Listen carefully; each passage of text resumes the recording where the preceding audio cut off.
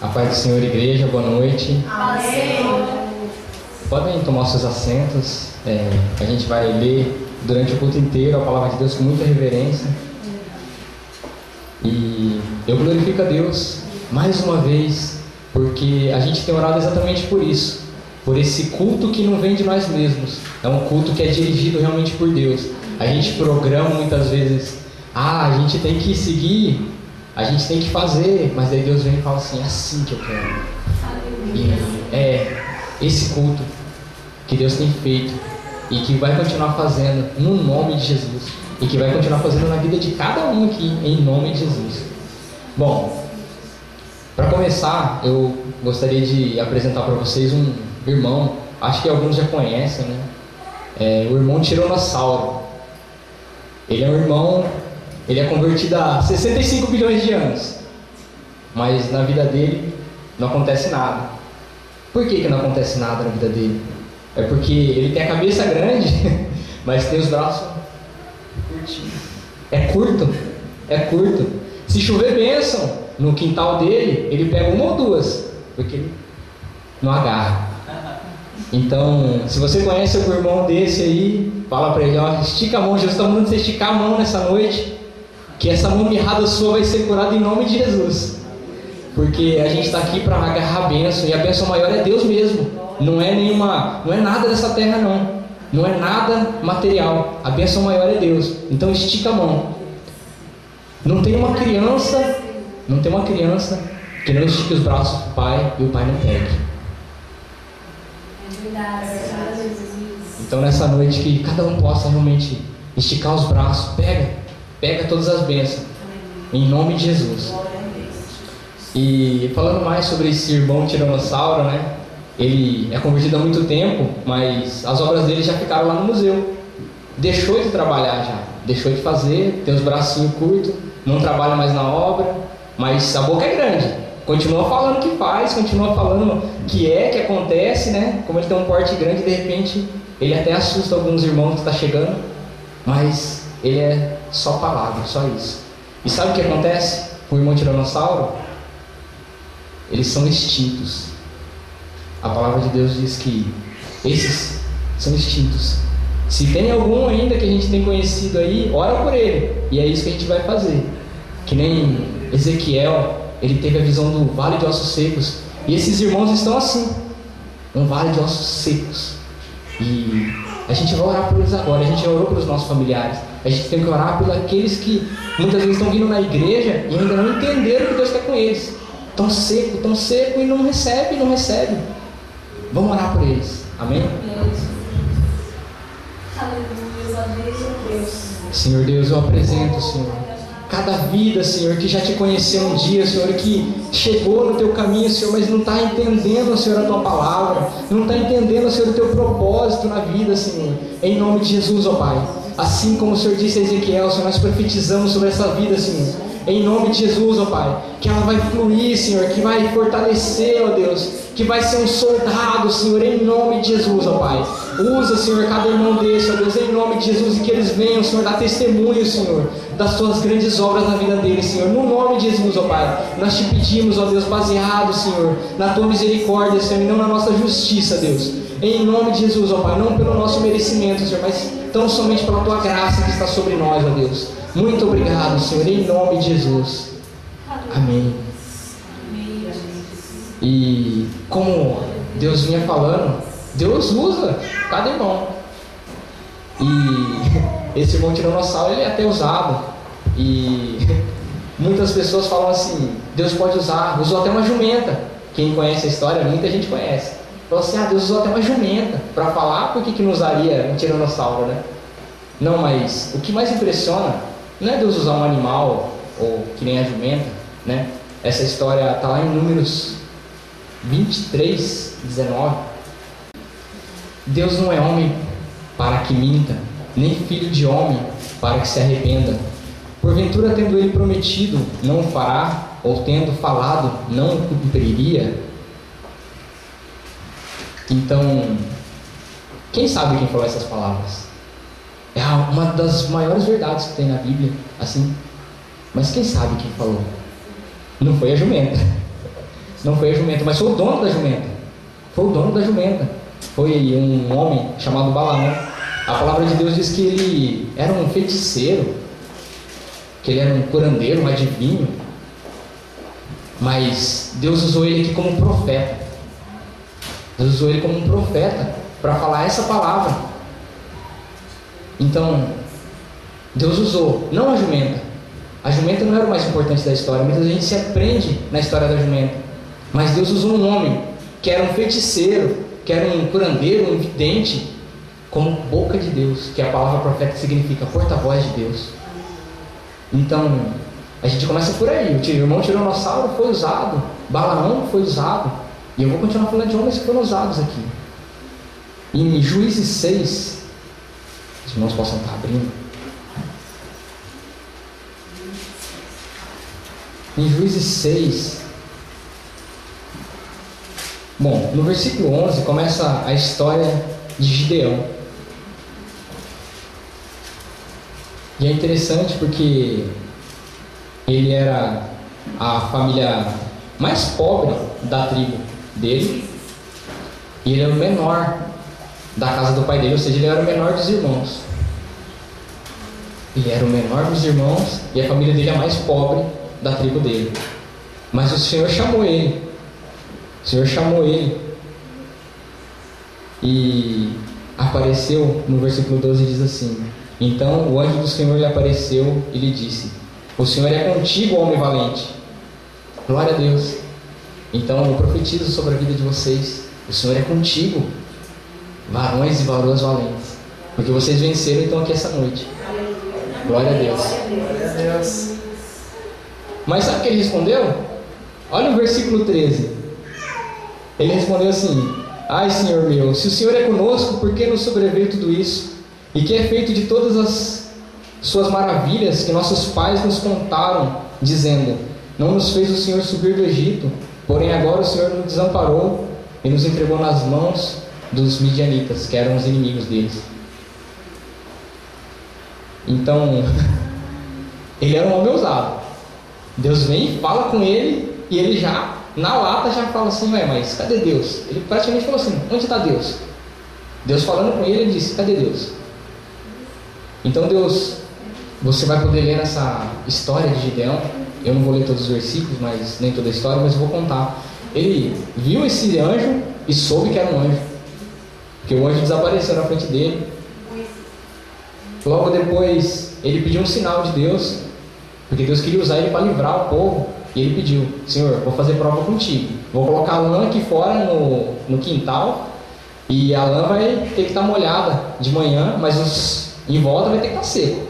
E aconteceu. Daí ele falou de novo no outro dia, falou assim: não, agora eu quero o contrário, Senhor, vou fazer de novo a prova.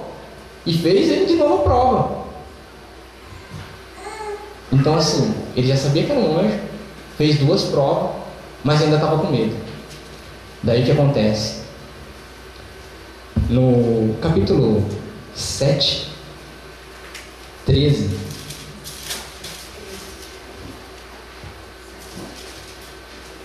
eu passo a leitura então.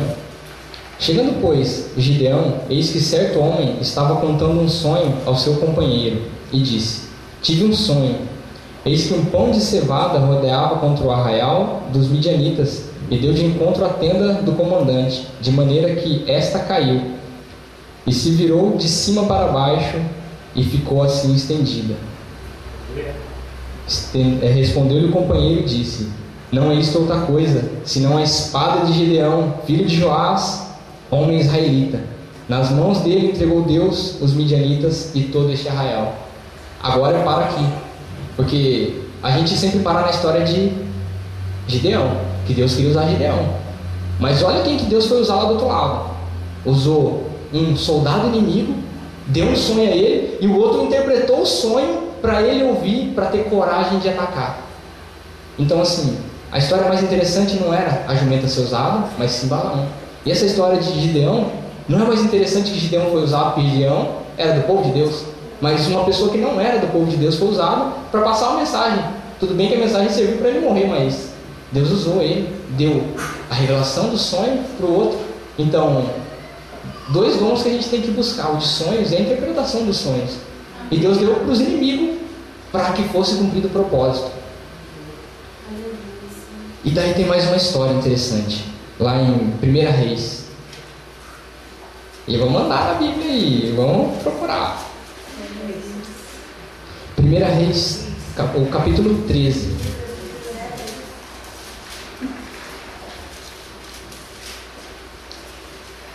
Em 1 Reis 13, conta a história de dois profetas. 1 Reis 13. Conta a história de dois profetas. Mas não fala o nome deles. Então, um é chamado de um profeta novo. E o outro é chamado de profeta velho. Então é assim que eu vou me referir a eles, para que a gente possa entender o que estava acontecendo. A gente não vai ler tudo, mas que depois vocês possam estar procurando, ver, será que o irmão falou mesmo, era tudo isso, né? Procurem, pesquisem lá. Então conta a história de que Deus mandou esse profeta novo numa missão, profetizar contra um altar de Baal, ou seja, um altar de um Deus desconhecido lá. E mandou esse profeta novo profetizar lá em jejum. Falou, você vai por um caminho em jejum e sai pela cidade e vai embora.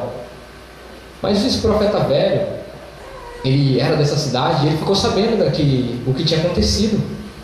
E daí Deus tinha dado uma ordem para esse profeta novo. E esse profeta velho foi até ele, e lá no versículo 18, então 1 Reis 13, 18, ele disse assim: tornou ele e disse: também eu sou profeta como tu, e o anjo me falou por ordem do Senhor, dizendo: faz-o voltar contigo à tua casa, para que coma pão e beba água. Mas o final do versículo diz: porém mentiu. Então o profeta novo estava seguindo a ordem de Deus ali. E daí veio um profeta velho e falou para ele: desobedece a Deus, porque eu também sou profeta e Deus falou para você voltar agora. Mas ele mentiu. E o profeta novo acreditou. E ele acreditou e voltou, desobedecendo ao Senhor, comeu, descansou, né? E imediatamente nisso, o Espírito de Deus foi sobre o profeta que havia mentido, ou seja, o profeta velho. Ele tinha praticamente acabado de mentir, o Espírito de Deus usou esse profeta, um profeta mentiroso. Usou ele e falou: olha, você desobedeceu e você vai morrer. Então, agora eu paro aqui de novo e falo assim, até a gente entender que ele estava usando um profeta novo, que estava fazendo tudo certo, porque tentaram parar ele 2 vezes. O rei que assistiu a cena dele profetizar contra o altar falou: não, come pão. Ele falou: não, Deus mandou ir embora. Mas veio outro profeta e daí ele caiu na armadilha. Só que o interessante não é Deus usar o primeiro, mas usar o segundo, o mentiroso. Então Deus usou um profeta mentiroso, mesmo sabendo que ele tinha mentido. Então agora eu vou começar a fechar e você vai começar a entender do que eu estou falando até agora, porque até agora de repente você está perdido em tudo que eu estou falando. Eu vou fazer uma pergunta interessante: Deus usa qualquer um? Deus usa vaso rachado? Isso é uma pergunta difícil. Deus usa vaso rachado? A gente acabou de ver na Bíblia Deus usando vasos rachados. E isso é uma coisa perigosa para os vasos rachados, porque muitas vezes o homem não vê a rachadura, mas Deus vê. Se esse copo estiver rachado, muitas vezes de repente ele está pingando aqui, nós não estamos vendo, mas Deus está vendo. Deus está vendo homens rachados, usados por Deus, mas rachados. Então nós temos aqui pelo menos 3, eu só puxei 3 aqui, procurei, Deus me deu mesmo revelação de 3 homens usados por Deus. Então Balaão, ele não era do povo de Deus, mas ele poderia ser um grande profeta. Se ele tivesse falado não, se ele tivesse continuado no caminho, não, ele preferiu receber dinheiro para corromper o povo de Deus. Um homem com um dom corrompido, um dom prostituído. Gideão, ele era um homem corajoso, que Deus chamou ele, mas a história dele, a gente para ali, fala assim: Deus usou 2 inimigos para falar com ele. Os inimigos não sabiam que estavam falando com ele, não sabiam que estavam sendo usados por Deus, estavam lutando contra o povo de Deus, e Deus usou 2 inimigos ali para falar com ele. E depois esse profeta velho, um profeta mentiroso, e Deus mesmo assim usou esse profeta mentiroso. Então agora vamos abrir em 2 Timóteo 2:20.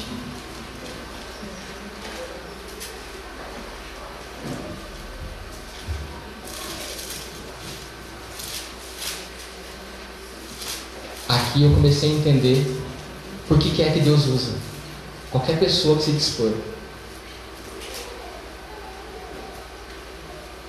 Então passa a leitura. 2 Timóteo 2:20. Ora, numa casa não há somente utensílios de ouro e de prata, há também de madeira e de barro, alguns para a honra, outros, porém, para a desonra. Eles poderiam ser usados para a honra de Deus, e eles preferiram a desonra. Foram usados, e sabe o que acontece com um vaso rachado? Deus quebra. Deus não usa para sempre. Então, se você vê muitas pessoas aí, de repente levando multidões atrás delas, prometendo dinheiro, prometendo curas, prometendo milagres, prometendo tanta coisa, e muitas vezes acontece, mas daí a gente fala, esse homem é um homem de Deus, essa mulher é uma mulher de Deus. Só que a gente não sabe até onde é um vaso de honra que vai chegar no final e vai ser salvo ou não. Tem um provérbio também, que é o provérbio 14:4, que Deus foi revelando, falando assim, olha, eu uso sim.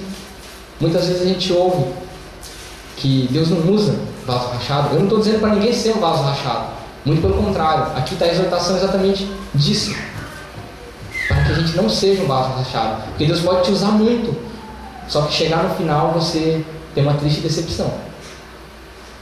Então em Provérbios 14:4 diz assim: não havendo boi, o celeiro fica limpo, mas pela força do boi, a abundância de colheita.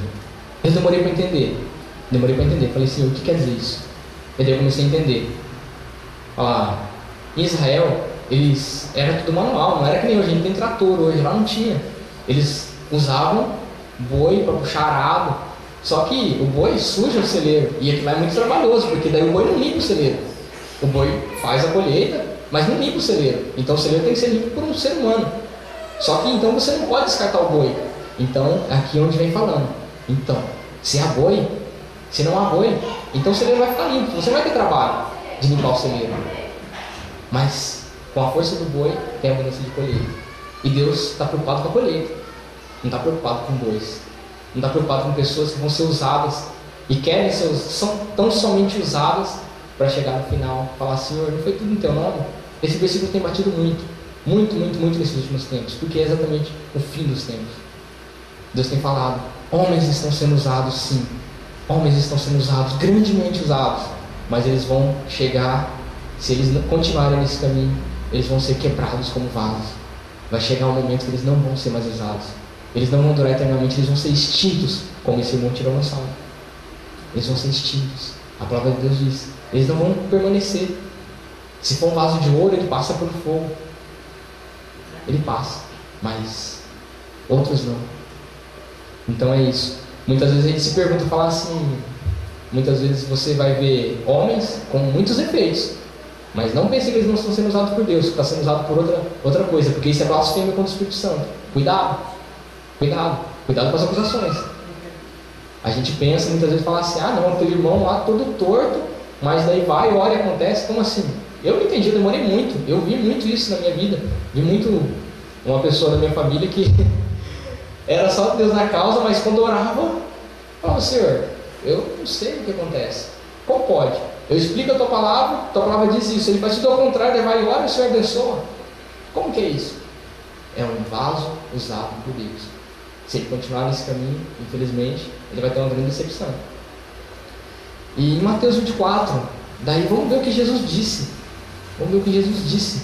Né? Não vamos ficar só na explicação, mas sim no que Jesus disse. Mateus 24 diz assim: porque surgirão falsos cristos e falsos profetas, operando grandes sinais e prodígios para enganar, abre aspas aqui, se possível, os próprios eleitos. E no 25 diz: vede que vou-lo tenho predito.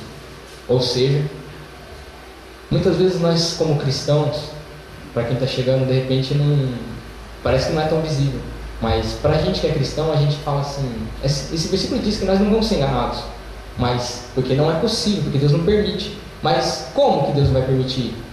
A gente vai ver sinais. Eu creio que a gente vai ver sinais ainda, que a gente vai ter que parar e falar: Senhor, revela o que é isso, porque eu não estou acreditando. Revela o que é isso, porque eu nunca vi isso.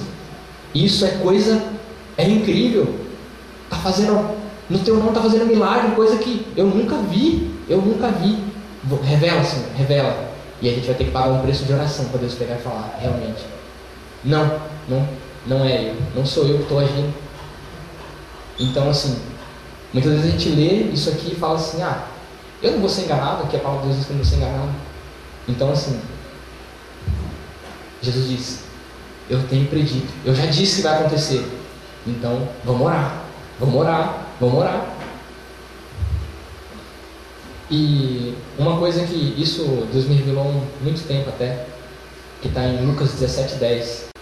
Assim também vós, depois de haverdes feito quanto vos foi ordenado, dizei: somos servos inúteis, porque fizemos apenas o que devíamos fazer.